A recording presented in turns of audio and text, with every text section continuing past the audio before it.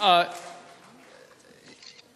just wanted to ask, one of the real struggles after 21 years of active Army service, especially with 101st Airborne that deployed constantly, what else, with the current administration, warrior care is lacking, to say the least, and especially after, post-service.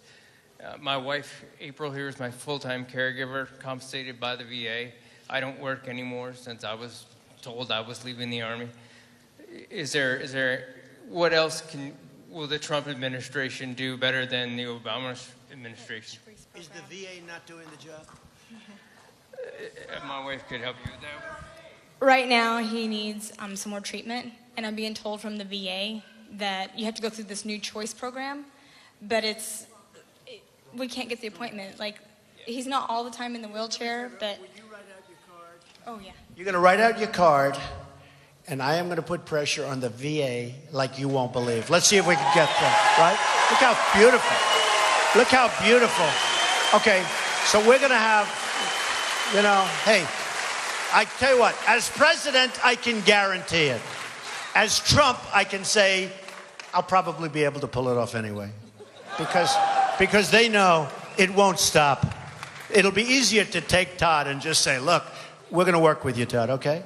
So will you get me that number and everything, and we'll make sure that everything gets... And somebody else, who else over here? You had problems with the VA also, huh? Terrible? I just hear terrible.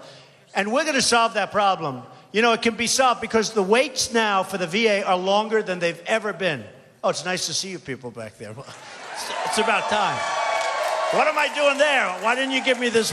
But the waits now are worse than they've ever been. Thousands of people dying waiting for a doctor. Okay, dying. And you find the same thing. You say, you have to use your own because they won't do anything. So we're going to take care of our vets, and we're going to take care of the VA, and it's going to be, and one of the things we're going to be releasing pretty soon, but one of the things we're going to do with the VA, we have a lot of hospitals that aren't doing any business. We have a lot of private doctors that could do more business. We're losing a lot of our doctors because of Obamacare. They're retiring, they're leaving. One of them, a friend of mine, said, I have more nurses working for me now than ever before, but I have more accountants. And the end result is a disaster. He's getting out of the business. He's got nurses, but he's got more accountants than he has because the paperwork is so crazy.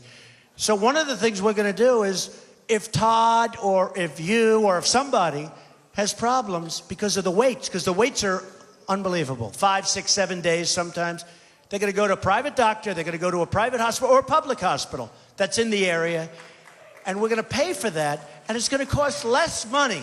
It's going to cost less money than the system we have now, and you're going to end up getting much better care. It's going to cost less, and you get better care. So anyway, Todd, we're going to take great family. Great.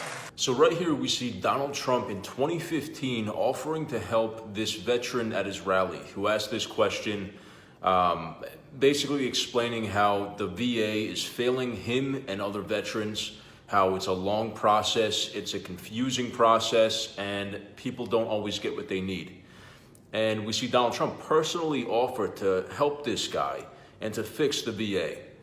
And I think that this is a perfect example of what Donald Trump is able to accomplish routinely, which is showing that he is a man of the people. He is a down-to-earth, he can be a down-to-earth guy who can relate to and connect with ordinary American people, which is a lot to ask when it comes to politicians. There's not many politicians that can do that. They live in another world. And I'm not saying that Donald Trump is totally a salt of the earth person. Obviously, he's a billionaire. Obviously, he has a lot of money, and he has a lot of very rich connections and friends, and lives a certain lifestyle. But his ability to see life and the hardships through the eyes of American people and relate to them in this way, and there's many other examples, is a huge tool in his pocket to becoming president again. We saw it in 2016. Obviously, that's what helped him out. Everyone thought that he was a hilarious speaker. He had a great personality. He was fiery. He stood up for himself, and they fell in love with his personality. And I think that all would still work for him again, especially by contrast of who he would be running against. Whether we get a bunch of stiff Republicans in the primaries that he's going to be able to wipe the floor with, and then if we get somebody like Joe Biden, who is being propped up by all of his handlers and stuff and can't seem to articulate a sentence, I think that Trump's personality could win the day again. But let me know what you guys thought of this clip in the comments. And as always, thank you for watching.